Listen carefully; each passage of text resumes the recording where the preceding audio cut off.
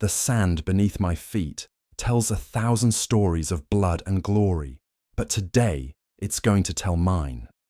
My name doesn't matter anymore. When you're chained to this life, when the crowd screams for your death or your triumph, you become nothing more than what they call you. I'm a Thracian, though I haven't seen my homeland's mountains in 3 years. 3 years since Roman soldiers dragged me from my burning village and sold me like cattle in the markets of the capital. Now I fight for their entertainment, and every morning I wake up wondering if today's the day I don't wake up tomorrow. You think you know what it means to be a gladiator? Forget everything those poets and historians told you about honor and glory. This isn't some noble calling. It's survival wrapped in spectacle. And the only honor here is staying alive long enough to see another sunset. Let me tell you what it's really like to live and die for the amusement of 70,000 screaming Romans who see you as nothing more than animated meat. The ludus is where they remake you into something that can kill or be killed with style. That's the gladiator school, though calling it a school makes it sound almost civilized. It's more like a prison where they teach you to murder people artistically. The walls are thick stone, 20 feet high, with iron spikes along the top just in case you get any bright ideas about climbing out. Not that anyone's stupid enough to try. The guards have crossbows and absolutely no sense of humor about escape attempts. My first day in this place, I thought I was tough. 3 years of fighting Roman patrols in the forests of Thrace had taught me how to use a sword. Or so I believed. The lanista, that's the trainer who owns your miserable existence, took one look at me and laughed so hard he nearly choked on his wine. His name was Gaius Brutus, and he had scars covering half his face from his own gladiator days. He'd survived 15 years in the arena before buying his freedom with blood money, and now he made a living turning desperate men into entertainment. The first lesson was simple. Forget everything you think you know about fighting. Street brawls, battlefield combat, even dueling, none of that matters in the arena. The crowd wants a show, not efficiency. They want drama, not quick kills. A smart gladiator learns that surviving isn't just about being the better fighter. It's about being the better performer. Kill your opponent too quickly, and the audience gets bored. Take too long, and they get restless. Either way, you might find yourself facing the editor's thumb pointing down, even if you won. The training regimen would have broken lesser men, and it nearly broke me. We'd start before dawn with basic conditioning, running laps around the courtyard until our lungs burned, and our legs felt like they were made of lead. The diet was calculated to keep us strong but lean. Barley porridge, beans, and occasionally some meat if we'd impress the trainers. Water was rationed like it was liquid gold, especially during the hottest months when Rome felt like the inside of a furnace. Then came weapons training, and this is where things got interesting. Most gladiators specialized in specific fighting styles, and mine was chosen for me based on my build and background. They decided I'd make a good retiarius, a net fighter. While other gladiators got the glory of heavy armor and impressive swords, I got a weighted net, a trident, and barely any protection. Just a shoulder guard called a gallerus and a leather arm guard. The philosophy was simple. What I lacked in armor, I'd make up for in speed and reach. Learning to fight with a net is like learning to dance while someone's trying to stab you. The net isn't just a weapon, it's your lifeline. Throw it wrong, and you're standing in the arena with nothing but a 3-pronged spear against a fully armed opponent. Throw it right, and you can tangle your enemy long enough to drive your trident through their chest. The trick is in the wrist motion. A quick snap that sends the weighted edges flying in a perfect circle. Took me 6 months to get it right. And another 6 months to get it right while someone was actively trying to kill me. The other gladiators in training were a mixed bunch from every corner of the empire. There was Marcus, a former Roman legionnaire who'd deserted and been caught stealing grain. His crime earned him a spot in the arena as a mamillo, one of those heavily armed fighters with the big rectangular shield and short sword. Then there was Dimitri, a Germanic warrior who stood nearly 7 feet tall and fought as a secutor, the gladiator type specifically trained to hunt down net fighters like me. In practice bouts, he was my worst nightmare. Fast enough to avoid my net and strong enough to cut through it if he caught it. The bonds you form in that place are stronger than family because your training partners are literally the people keeping you alive. We'd share our meager rations, tend each other's wounds, and practice together until our moves became second nature. But there was always this underlying tension because we all knew that someday we might face each other in the arena where friendship wouldn't matter a damn bit. The crowd wouldn't care if we'd shared bread the night before. They wanted blood, and we'd better deliver it or face the consequences. The lanista had ways of making sure we stayed motivated. Brutus carried a whip made from bull hide, and he wasn't shy about using it. Make a mistake in training, and you'd feel those leather strips across your back. Refuse to fight hard enough in practice, and you'd spend the night chained to a post in the courtyard. But the real punishment was being matched against the veterans, gladiators who'd survived dozens of fights and knew every dirty trick in the book. They'd use these sessions to remind the newer fighters exactly how much we still had to learn, usually by beating us senseless with wooden practice weapons. The worst part of training wasn't the physical punishment, or even the constant threat of injury. It was the waiting. Between the morning exercises and the afternoon combat practice, we'd sit in our cells, and I use that term literally because that's what they were wondering when we'd get our first real fight. Some men went mad from the anticipation. Others tried to pick fights with their cellmates just to feel something other than dread. I spent those hours thinking about home, about the mountains and forests of Thrace that I'd probably never see again. The veterans would tell stories about their arena experiences, and these tales became our education in survival. They'd describe how different types of sand felt under your feet, how the crowd's mood could shift based on the weather or the quality of the morning's beast hunts, and most importantly, how to read an opponent's fighting style in the first few seconds of combat. One old gladiator named Titus had fought in over 40 matches, and he'd survived by becoming a master of what he called arena psychology, understanding not just how to fight, but how to make the crowd love you enough to spare your life if things went wrong. The social hierarchy in the ludus was brutal and clear. New fighters like me were at the bottom, barely above the condemned criminals who were thrown to the beasts.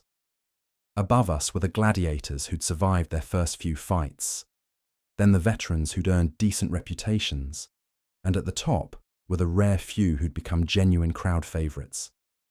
These elite fighters got better food, private cells, and sometimes even conjugal visits.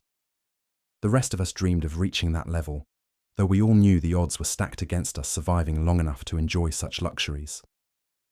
The months of training blurred together like a fever dream of pain and repetition. By the time Brutus decided I was ready for my first real fight, I could throw my net with deadly accuracy and handle my trident like it was an extension of my arm. But knowing how to use your weapons and actually using them to kill another human being, those are two very different things. And no amount of practice can prepare you for that moment when you realize it's your life or theirs. My first arena appearance wasn't even a proper gladiator fight. They threw me into the morning beast hunts, what the Romans called venationes. Picture this. You're standing in the middle of the Colosseum with nothing but your trident and a prayer to whatever gods might be listening, and they release a pack of half-starved wolves into the arena. The crowd loves this stuff because it's unpredictable. Animals don't follow the choreographed moves of trained fighters. They're pure instinct and hunger, which makes for exciting viewing when you're safely seated 40 feet above the action. The first wolf came at me low and fast, and I nearly wet myself from terror. All that training, all those months of preparation, and my mind went completely blank. Muscle memory saved my life. My body knew what to do even when my brain had checked out. The trident caught the beast in the chest, and the crowd erupted in cheers that shook the entire amphitheatre. But there were 3 more wolves circling me, and killing one had only made the others more cautious and dangerous. What they don't tell you about fighting wild animals is how incredibly smart they are. These weren't the lazy, well-fed creatures you might see in a wealthy Roman's private menagerie. These were lean, desperate predators who'd been kept hungry specifically to make them more aggressive. They tested my defenses, looking for weaknesses, and I realized I was in a chess match where my opponent had 4 legs and absolutely nothing to lose. The second wolf tried to flank me while I was focused on the third, and that's when I learned my first real lesson about arena survival. Never, ever turn your back on anything that wants to kill you. I caught the movement in my peripheral vision and spun around with my net, managing to tangle the beast just long enough to drive my trident home. 2 down, 2 to go, and the crowd was on its feet screaming for more blood. By the time I'd killed all 4 wolves, I was covered in their blood and my own. One had managed to rake its claws across my thigh before I finished it, and the wound was bleeding freely onto the sand. But I was alive, and more importantly, the crowd was chanting my name, or at least the name they'd given me. Thracianus! Thracianus! They didn't know my real name, didn't care about my life before the arena, but they loved what I'd just done for their entertainment. The beast hunts were just the warm-up act. The real show started in the afternoon when the gladiators took center stage. My first proper combat was against a criminal who'd been condemned to die in the arena, what they called a noxii. These poor bastards weren't even given proper training. They were just handed weapons and told to fight until one of them was dead. The crowd considered it justice, but I knew better. This man had probably stolen bread to feed his family or spoken out against some corrupt official. Now he was going to die for my debut. He was older than me, maybe 40, with the soft hands of someone who'd never done hard labor, probably a merchant or clerk who'd gotten on the wrong side of Roman law. The terror in his eyes was absolute. He knew he was about to die, and he knew I was the one who was going to kill him. When they handed him a rusty sword and a cracked wooden shield, his hands were shaking so badly he could barely hold them. The fight lasted maybe 2 minutes. He swung wildly, desperately, like a man swatting at hornets. I could have ended it in seconds, but the crowd wanted entertainment, so I made it look closer than it was. I let him think he had a chance, let him get a few swings in that came nowhere near hitting me, then finally threw my net and ended his misery with a quick thrust to the heart. The crowd loved it, but that night I couldn't eat dinner thinking about the look in his eyes when he realized it was over. That's when the nightmares started. Every gladiator gets them. Dreams about the men you've killed, about your own death, about the roar of the crowd mixing with screams of pain. Some fighters turn to wine to quiet their demons, others to the gods. But most of us just learn to live with the weight of all that death on our souls. You had to, or you'd go insane before your next fight.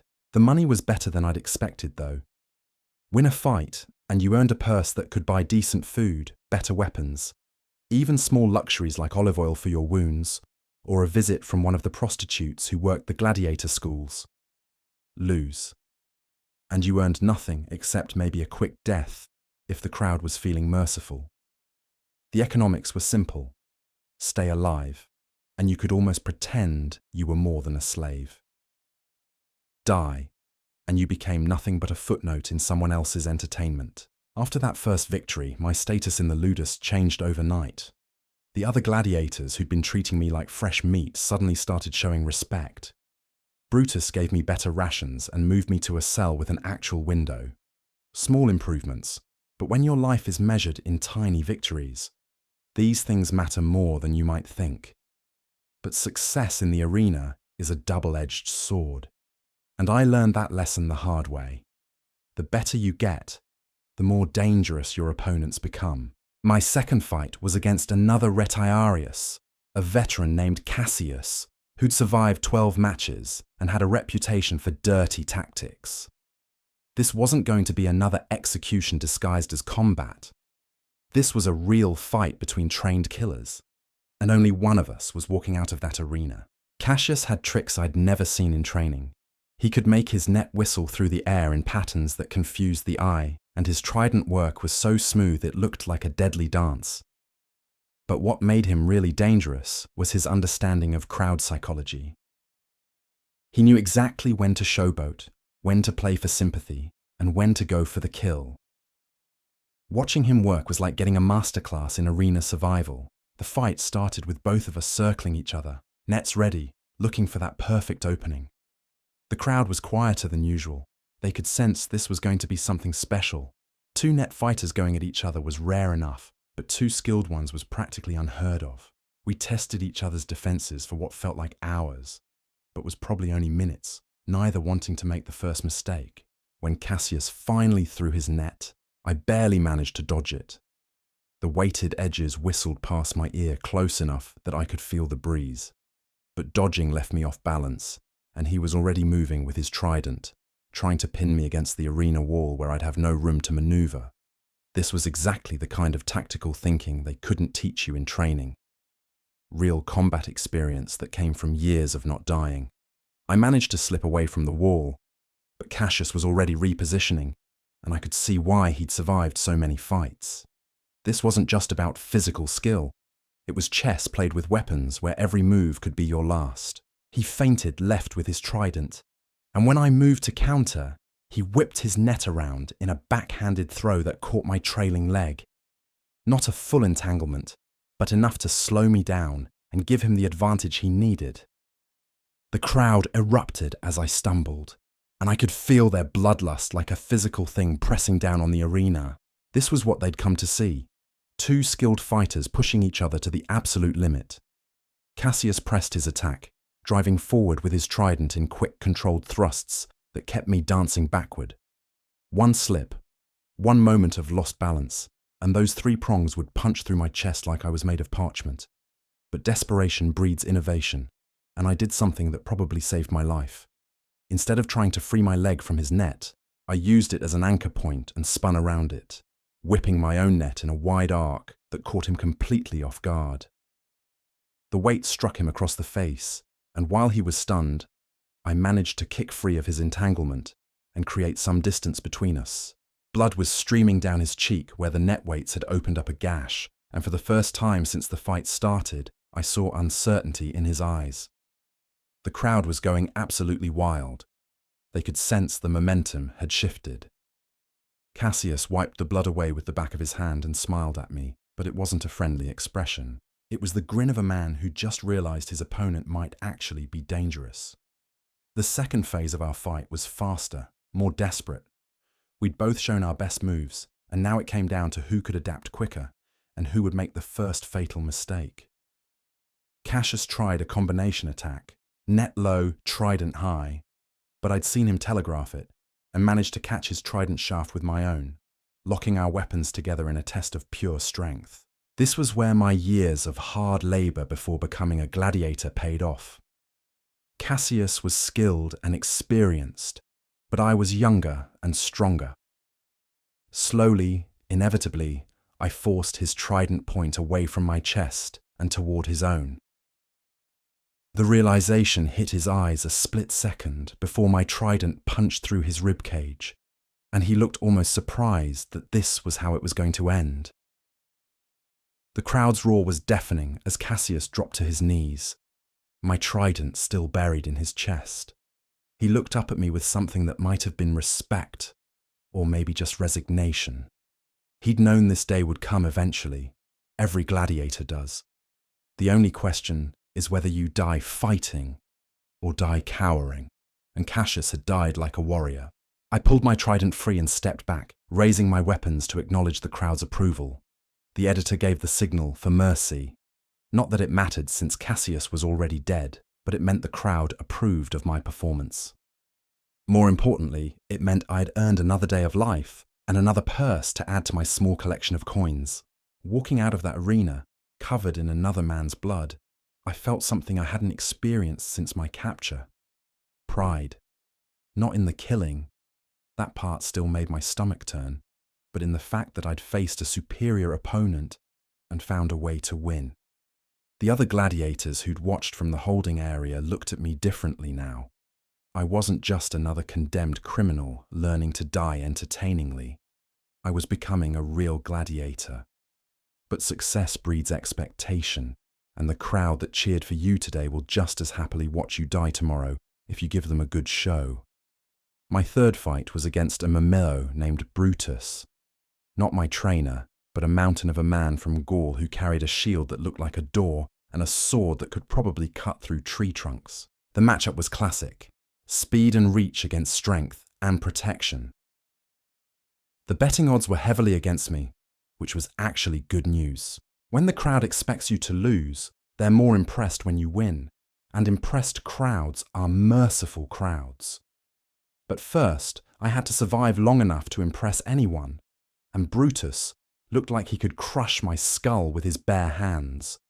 The Gaulish giant came at me like a charging bull, shield forward, trying to pin me against the arena wall where his size advantage would be overwhelming. I had to stay mobile, keep moving, make him chase me around the sand while looking for openings. The crowd loved this kind of fight. The quick, agile fighter dancing around the powerful brute. It was like watching David and Goliath, except David had a net and a three-pronged spear instead of a sling. Brutus was smarter than he looked, though. After a few minutes of chasing me around the arena, he stopped and waited in the center, forcing me to come to him if I wanted to engage. This was tactical thinking at its finest. Use the arena's limited space to neutralize my speed advantage. The crowd started getting restless, which meant I needed to make something happen soon or risk losing their favor. I tried throwing my net from maximum range, hoping to catch him off guard, but he simply raised his shield and let the weighted mesh bounce off harmlessly. Worse, now I was standing in the middle of the arena with just my trident against a fully armed and armored opponent. The crowd sensed blood in the water and started chanting his name instead of mine. That's when desperation kicked in, and I did something that was either brilliant or suicidal, probably both. Instead of backing away like any sane person would, I charged straight at him, using my trident like a pole vault to launch myself over his shield. For a split second, I was airborne above this massive warrior, and I drove my trident down toward his exposed neck. He moved faster than any man his size had a right to, twisting away so that my trident scraped along his shoulder armor instead of punching through his throat. But the maneuver put me behind him, and while he was turning to face me, I managed to wrap my retrieved net around his sword arm. Not a perfect throw, but good enough to limit his mobility and give me a fighting chance. The crowd was on its feet screaming. They'd never seen anything like that flying attack, and even though it hadn't killed my opponent, it had certainly entertained them. Brutus was trying to shake free of the net while keeping his shield between us, but the entanglement was affecting his balance. This was my chance, probably my only chance, to end this fight before his superior strength and armor gave him back the advantage. I feinted toward his shield side, then ducked low and swept his legs with the shaft of my trident. A man his size hits the ground hard, and the impact was enough to knock the wind out of him. Before he could recover, I had my trident point pressed against his throat, just above the rim of his armor. One thrust, and he'd be bleeding out on the sand like so many others. But something made me hesitate. Maybe it was the way he looked at me, not with fear, but with something like approval. He'd fought well, and we both knew it. The crowd was chanting for blood, but they were also chanting my name. I had enough favor built up to make a gesture, to show mercy to a worthy opponent who'd given them an entertaining fight. I looked up at the editor's box, where the game's sponsor sat with his retinue of wealthy Romans. The decision wasn't really mine to make. Gladiators lived or died at the whim of whoever was paying for the spectacle. But sometimes, if the crowd loved you enough, you could influence that decision. I raised my free hand, thumb extended horizontally, asking for mercy for my defeated opponent. The crowd's reaction was mixed. Some wanted to see blood. Others appreciated the gesture. The editor studied the scene for what felt like an eternity, reading the crowd's mood like a politician calculating votes. Finally, he raised his own thumb in the mercy signal, and the arena erupted in cheers. Brutus would live to fight another day, and I'd earned something more valuable than another victory. I'd earned a reputation for honor. That night, as I sat in my cell cleaning my equipment and counting my winnings, I realized something had changed. I wasn't just surviving anymore. I was beginning to thrive. The crowd knew my name, my fellow gladiators respected my skills, and the trainers were starting to talk about bigger matches, more prestigious opponents. But with success came new dangers, and I was starting to understand that the higher you climbed in this bloody profession, the farther you had to fall. The nightmares were getting worse too. Every man I'd killed haunted my dreams, and sometimes I'd wake up swinging at shadows, thinking I was back in the arena fighting for my life. The other gladiators understood. We all carried our ghosts with us, and we'd learned not to talk about the things we saw when we closed our eyes. It was just part of the price you paid for staying alive in a world that measured your worth in other men's blood. My fourth fight was different from the others. Instead of facing another gladiator, they matched me against a condemned criminal who'd been given a sword and told to make it entertaining. But this wasn't some soft merchant or clerk. This was a former legionnaire who'd been caught selling military secrets to Rome's enemies. He knew how to fight, and he knew he was going to die, which made him incredibly dangerous. Desperate men fight differently than those who still have hope. They take risks that would make a sane person hesitate. And they don't worry about getting hurt because they're already expecting to die. This soldier came at me like a man possessed, swinging his gladius in wide, vicious arcs that would have taken my head off if any of them had connected. I had to give ground, using my reach advantage to keep him at trident's length while he exhausted himself with his furious assault. But exhaustion was exactly what he was counting on. After a few minutes of wild attacking, he suddenly changed tactics, dropping into the defensive crouch I remembered from my own military training back in Thrace. He'd been playing with me, making me think he was an amateur when he was actually a veteran warrior with nothing left to lose. The realization hit me like a cold blade between the ribs. This wasn't going to be another execution disguised as entertainment. This was a chess match between two soldiers who understood exactly what death looked like up close. He'd survived battles against Germanic tribes, Gallic warriors, maybe even fought in the same campaigns where my own people had bled on Roman spears. Now we were going to settle accounts in front of 70,000 Romans who just wanted to see which one of us would stop breathing first. His stance shifted into something I recognized from my own days fighting in the forests. Low center of gravity, sword held in a defensive grip, eyes watching my feet instead of my weapons. Smart fighters watch your feet because they tell them where you're going before you know it yourself. This bastard had probably taught younger soldiers these same techniques before he decided selling secrets was more profitable than serving Rome. The crowd was getting restless with our cautious circling. They wanted action, not two veterans sizing each other up like wild animals, deciding whether the other was worth the risk. But rushing into combat against an experienced opponent was exactly how you ended up as entertainment for the sand fleas. I'd learned that lesson watching other gladiators make fatal mistakes when the crowd's bloodlust pushed them into premature attacks. He moved first, but not the way I expected. Instead of coming straight at me, he angled toward the arena wall, trying to limit my mobility while keeping his own escape routes open.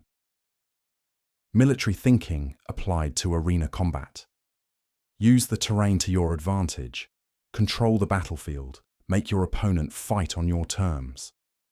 The problem was, I'd been thinking the same thing, and now we were both trying to maneuver for position while the crowd started booing our tactical patience. That's when he made his mistake. The boos got to him, and he glanced up at the crowd for just a split second. In battle, that moment of distraction would have been meaningless, but in the arena, it was fatal. I threw my net in a low, sweeping cast that caught his trailing leg just as he was shifting weight. Not enough to bring him down, but enough to throw off his balance and give me the opening I needed. My trident thrust caught him in the shoulder, punching through the leather padding they'd given him and scraping along his collarbone. First blood to me, and the crowd erupted in approval. But shoulder wounds just make soldiers angry, and this one spun around with his gladius in a backhand slash that would have opened my throat if I hadn't jerked backward fast enough to feel the blade whisper past my neck. The crowd's roar fades to silence in my memory now, but the weight of every fight, every death, every moment I balanced on the knife's edge between glory and oblivion still presses against my chest like armor that never comes off. This is what it means to be a gladiator. Not the heroic nonsense they'll write about us later, but the raw truth of men turned into entertainment, dancing with death while Romans ate grapes and placed bets on our blood. Every scar tells a story. Every victory came at a price. And every sunrise was a gift I never took for granted because I knew how easily it could be my last.